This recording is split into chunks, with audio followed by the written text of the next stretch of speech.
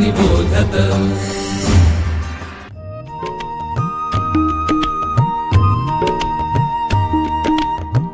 विवेकी अक्षर विवेकी लेखन सुश्राव्य वाचन श्रवणार्थ चरित्रे संस्कारी धीरवीर गाथा रम्य बालकथा अनुभवा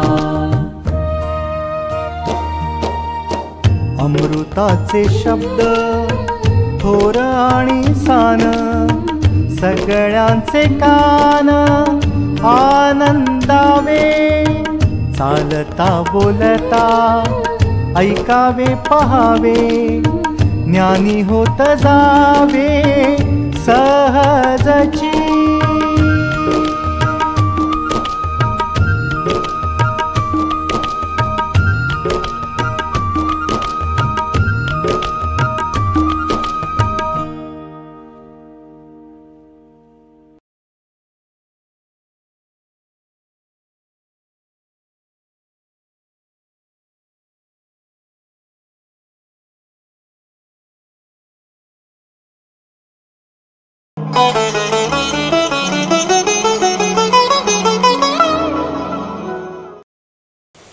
नमस्कार, मी डॉक्टर सदानंद कुलकर्णी। आज आपल्या सोबत आहेत प्राचार्य श्री प्रमोद डोरले सर। परत एकदा भगिनी निवेदितांकडे वळताना त्यांना हे पण पुस्तक आहे किंवा तुमचं पण आधीचं पुस्तक आहे, ह्याच्यामध्ये तुम्ही आधी पण म्हणालात की एक सामाजिक अंग आहे आणि एक दुसरं काय म्हणते त्याला तत्वज्ञानाचं आहे। तर त्यांचा उल्लेख बरेचदा साधनी शिखा आहे किंवा सर्वांची भगिनी आहे, शिक्षण तज्ञ आहे किंवा कलाक्षेत्राची महाश्वेता वगैरे असं संबोधलं गेलंय किंवा तपस्विनी असं त्यांना म्हणले गेलेले आहे। आणि तर ह्या सगळे जे काही संबोधन त्यांना प्राप्त झाली त्याच्यामध्ये अर्थातच विवेकानंदांचा प्रचंड मोठा पाठपुरावा, त्यांच्यावरचे संस्कार, त्यांचं शिक्षण हे सगळं आहेच आहे। तर ह्या कुठल्या संबोधनांमध्ये म्हणजे हे जे काही संबोधन आहेत त्यातलं सगळ्यात प्रभावी संबोधन तुम्हाला काय वाटतं? आता हे काय आहे, आपण तो थोडसा मध्ये आपला असलेला एक दुवा, त्या दुव्याशी मी जुळतो म्हणजे मग या विषयावर आपल्याला तो दुवा म्हणजे असा की लेडी मर्गेसनच्या कडे पहिली बैठक झाली,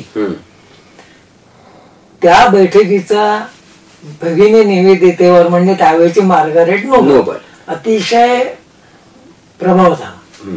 आता कारण मार्गारेट नोबलचे वडील सॅम्युअल नोबल हे धर्मोपदेशक होते आणि त्यांच्या बरोबरीने धर्मोपदेशकाच्या बरोबरीने वडिलांचे काम करायचे, त्याच्यामुळे ख्रिश्चन धर्माशीचा संबंध चांगला होता, ते अभ्यास होते, स्वतःचे वडीलच धर्मोपदेशक म्हटल्यानंतर। पण पुढे ज्यावेळेला तरुण वय झालं आणि ज्यावेळेला तिची चिंतन क्षमता वाढली, ती शिक्षण क्षेत्रामध्ये शिक्षण तज्ञ म्हणून नावाजल्या गेली, पेस्ट्रॉलॉजीच्या बालकेंद्रित शिक्षण पद्धतीने तिची स्वतःची शाळा चालू केली आणि पत्रकार, चांगली लेखिका, शिक्षण तज्ञ म्हणून ती स्वतःच एक अस्तित्व होतं, त्याच्यामुळे तिची चिंतनशीलता विलक्षण होती। ख्रिश्चनिटीच्या बाबतीमध्ये तिचे काही समस्या होत्या तत्वज्ञानात्मक, म्हणून ती इकडे वळली असण्याची शक्यता आहे। त्या ज्या क्षमता होत्या, कारण प्रत्यक्ष धर्मोपदेशक ख्रिश्चन यांचं वागणं, येशू ख्रिस्ताने लव दाय नेबर पासून संपूर्ण मानव जातीची तुम्ही सेवा करा हा आग्रह, आणि या ख्रिश्चन लोकांचा धर्मोपदेशकांचा गरीब लोकांच्या गरिबीचा फायदा घेऊन त्यांना बळजबरीने ख्रिश्चन धर्मामध्ये कन्व्हर्शन करण्याच्या या ज्या सगळ्या प्रक्रिया होत्या त्या तिला खटकायच्या कुठे ना कुठे। म्हणजे त्याचं एक छोटस उदाहरण याला पुरवठा म्हणून की ती त्या सेवा कार्यात असताना ज्या चर्चच्या माध्यमातून ते सेवा कार्य चालू होतं, तर तिने त्या ठिकाणी ऍक्च्युअल पीडित असलेल्या गरीब असलेल्या लोकांना मदत केली। तर त्या धर्मोपदेशकाने हिच्यावर आपत्ती घेतली की तू त्यांना कशाला मदत करते, ते काही आपल्या धर्माचे नाही आहेत। म्हणजे धर्माच्या आधारावर भेदभाव करायला तिच्या काही लोकांनी तिला सांगितलं, आणि एवढंच नाही तर तू त्यांना मदत करू नको, तू त्यांना मदत का करतेस, ते आपले काही ख्रिश्चन नाहीये, आपण ख्रिश्चनांनाच मदत केली पाहिजे. एवढंच नव्हे तर त्याची पनिशमेंट म्हणून तिला त्या सेवा कार्यातून त्यांनी काढून टाकलं. आणि या प्रसंगामुळे मग ती आत्मचिंतन करायला लागले. हा प्रसंगामध्ये ती आणि मग त्या पार्श्वभूमीवर विवेकानंदांचं वेदांत तत्वज्ञान सर्वसमावेशक, की आमचा कोणी शत्रू नाही किंवा सर्वसमावेशकता विवेकानंदांच्या दृष्टिकोनात आल्यामुळे सारे ईश्वराचीच लेकरं आहेत. आणि हिंदू धर्म हा कोणालाही पापी समजत नाही. आपण अमृताचे पुत्र आहोत, कारण आपल्याला ईश्वराने निर्माण केलं आहे. आणि मग ख्रिश्चन धर्माच्याच तत्वज्ञानाप्रमाणे त्यांनी हे तर्क शुद्धता ही सिद्ध केली की ईश्वर जर सर्व आहे, तो जर अतिशय शुद्ध आहे आणि ईश्वराने जर सर्व सृष्टी निर्माण केली आहे, तर मग ईश्वराने निर्माण केलेल्या सृष्टी ही पापी कशी असेल? We are the children of bliss.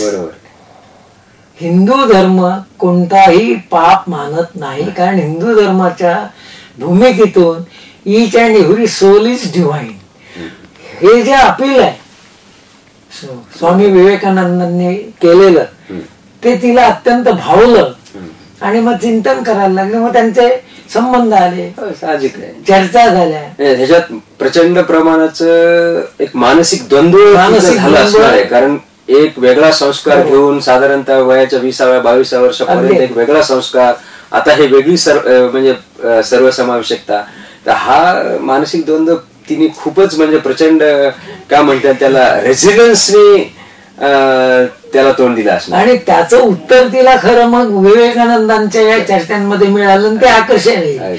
आणि दुसरी गोष्ट काय आहे की पुढे त्याचं उत्तर आपल्याला मिळते तिच्या. हे काय आहे, आपण थोडस आउट ऑफ द वे जाऊन थोडस बोलतो की ही मंडळी ही मिशन घेऊन आलेली असतात. तिच्या पहिल्याच बैठकीमध्ये विवेकानंदांना हे लक्षात आलं की हा डेप्युटेड सोल फॉर भारत आहे. आणि ह्याला पुरावा म्हणजे असा की भारतामध्ये काम करणारा एक धर्मोपदेशक तिच्या वडिलांना भेटायला, सॅम्युअल रिचर्डला भेटायला ज्यावेळेला आला, त्यावेळेला ही थोडीशी किशोरवयीन होती, तर ही त्यांच्या सेवेला यायला आली. तर हिने काही त्यांना प्रश्न विचारले, तर त्या थोड्या ट्रान्स मध्ये जाऊन तो धर्मोपदेशक तिच्या वडिलांना म्हणाला होता की रिचर्ड, ही मुलगी तू सांभाळ, ही फार मोठं काम करायला भूतलावर आली आहे, ही भारतामध्ये जाऊन काम करेल. आणि दुसरे याला पुरावा म्हणजे असा की ज्यावेळेला तिचे पिताश्री हे आजारपणातून शेवटच्या त्यांचा क्षण आला, त्यावेळेला त्यांनी तिची आई मेरी तिला बोलवलं की मार्गारेट ही भारतामध्ये धर्माचं काम करायला जाईल, त्यावेळेला तू तिला अडवू नकोस. असं हे बियॉन्ड असलेलं ईश्वरी नियोजित कार्य ह्याच्या लिंक्स आहेत. या लिंक्सने जर मागितलं तर पाहिलं तर विवेकानंदांच्या लगेच लक्षात आलं. त्याचाच परिणाम म्हणून ती विवेकानंदाकडे इतकी जबरदस्त खेचल्या गेली की विवेकानंदांनी ज्यावेळेला अपील केलं की मला भारतात स्त्री शिक्षणासाठी तुझ्यासारखीची गरज आहे, तर तिने कोणताही विचार न करता ही सरेंडर हरसेल की मी यायला तयार आहे. आणि विवेकानंदांचं शिष्यत्व तिने लंडनमध्ये स्वीकारलं आणि विवेकानंदांच्या अपील प्रमाणे ती 11 जानेवारी 1898 भारतात आली. असा तो त्यांचा प्रवास. बरोबर. तर म्हणजे मुलाखतीच्या शेवटाकडे वळताना मला असं वाटतं की भगिनी निवेदिता आणि स्वामी विवेकानंद ही दोन स्वतंत्र चरित्र, ह्याचा समग्र अभ्यास ह्या आपल्या नवीन पिढीने करायला पाहिजे. आणि नेमकं काय साधलं गेलेलं आहे आणि हिंदू धर्मामधली जी सर्वसमावेशकता आहे ती बाकीच्या किंवा इतर धर्मांपेक्षा कशी वेगळी आहे हे निश्चितच शिकायला पाहिजे असं मला वाटतंय. मुलाखतीच्या शेवटाकडे वळताना मला 2 छोटे छोटे प्रश्न आहेत.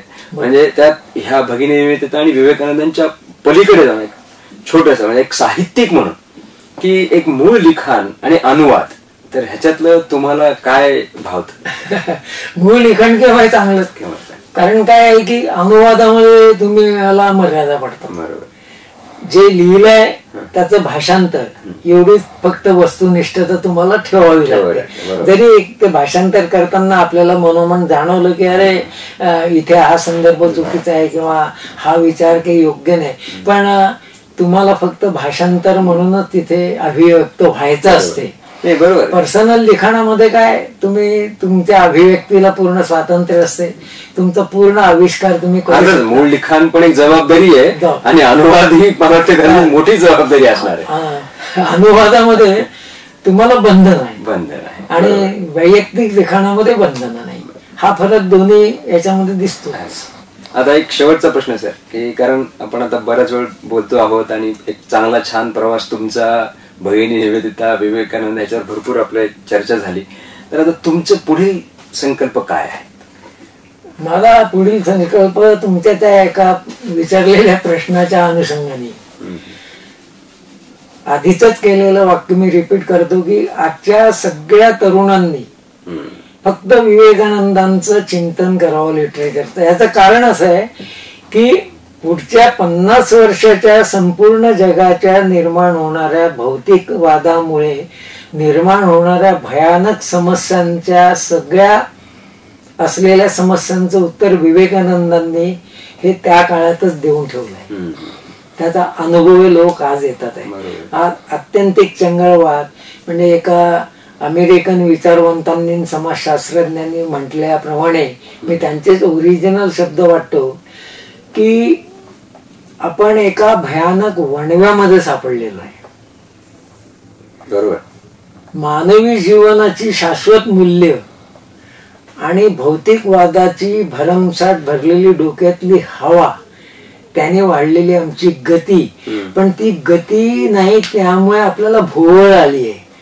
त्याच्यामुळे जीवनामध्ये काय चांगलं काय वाईट याचं असलेलं निर्णय शक्ती आमची पूर्णपणे डागाळलेली आहे. याच्यामधून जर तरुण पिढीला मार्ग काढायचा असेल तर जीवनदायी तत्वज्ञान जे आहे, जीवन मूल्याधिष्ठित तत्वज्ञान विचारतोय, तोच त्यांना स्वीकारावा लागेल. अन्यथा आजच्या या domination of the dollar king and domination of the hot sex याच्यामध्ये तरुण पिढी पूर्णपणे वयाला जाण्याचा धोका आज आम्ही आमच्या डोळ्यासमोर पाहतोय. हे सॉरोकिन नावाचे, अल्डस हक्सले सारखे किंवा अर्नॉल्ड टॉयनबी सारखे जागतिक विचारवंत आता हा विषय मांडावे लागले.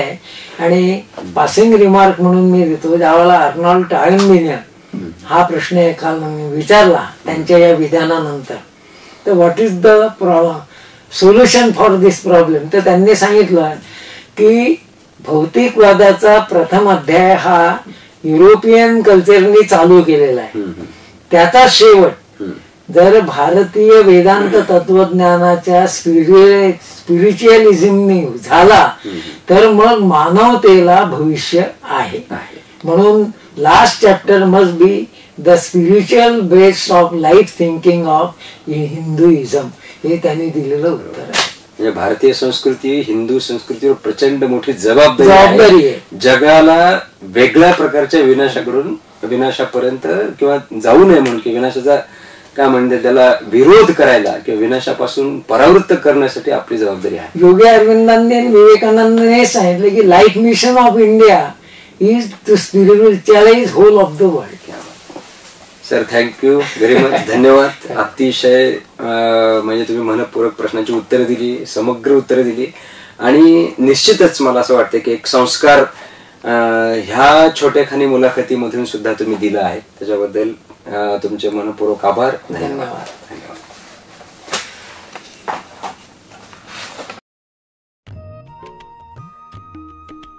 विवेकानंद केंद्र मराठी प्रकाशन विभाग म्हणजेच MPRV गेली 35 वर्षे संस्कारक्षम आणि राष्ट्र जागरणपर पुस्तकांच्या प्रकाशन व्यवसायात 135 हून अधिक पुस्तके, 10 लाखांहून अधिक प्रतींची एकूण विक्री, कार्यकर्त्यांना उपयोगी पडेल अशा माहितीची विवेकशलाका आणि केंद्राच्या देशभरातील कार्याचा परिचय करून देणारी कार्यदर्शिका. संपर्क अश्विनी हाईट्स, पहिला मजला, ग्राहक पेठेजवळ, टिळक रोड, पुणे 30. संपर्क क्रमांक 9881061686.